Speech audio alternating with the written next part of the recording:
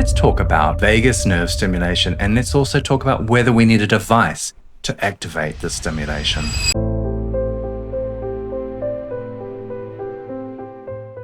Hi, Coach Dan here, the Equanimity Guide. Well, the vagus nerve is part of the parasympathetic nervous system, and this is the stem from the base of your brain through to your abdomen, and it's a highway of communication, and it has a number of functions, but one of the main functions we're going to talk about today is the balancing of stress and regulation. So when we activate the vagus nerve, this is when we have what's known as vagal tones.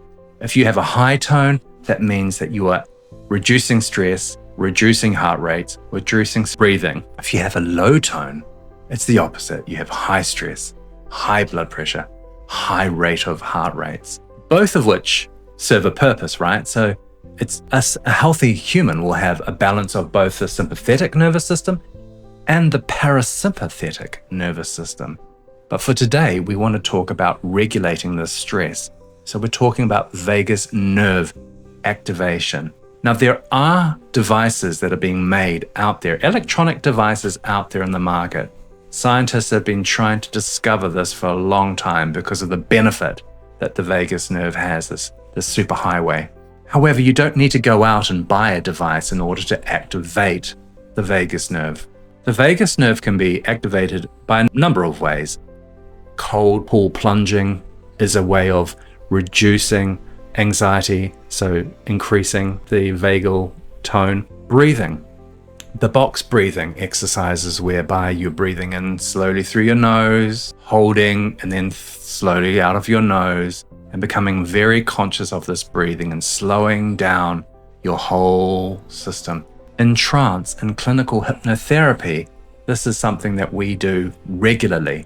When I put someone into trance, we are triggering the vagus nerve through our breathing, controlled breathing with the subject.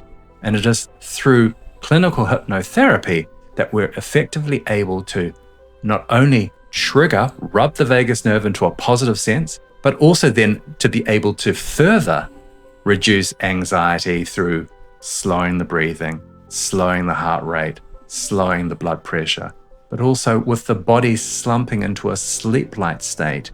The muscular benefit of trance has a profound effect with the brain as well, because as you remember, the communication travels from the brain to the muscles. So if your muscles are slowly reducing and relaxing, that in turn reduces your brain, slowing down your brain waves, making you more susceptible to good information being fed into you through a clinical hypnotherapist. So you become more open to different ingraining of patterns in your mind. But yes, clinical hypnotherapy is a wonderful way to activate the vagus nerve. It's part of what we do. And no, you don't need to go out there and buy some device. Learning how to breathe, learning how to become more and more susceptible to trance and hypnosis means that you're able to naturally activate the vagus nerve.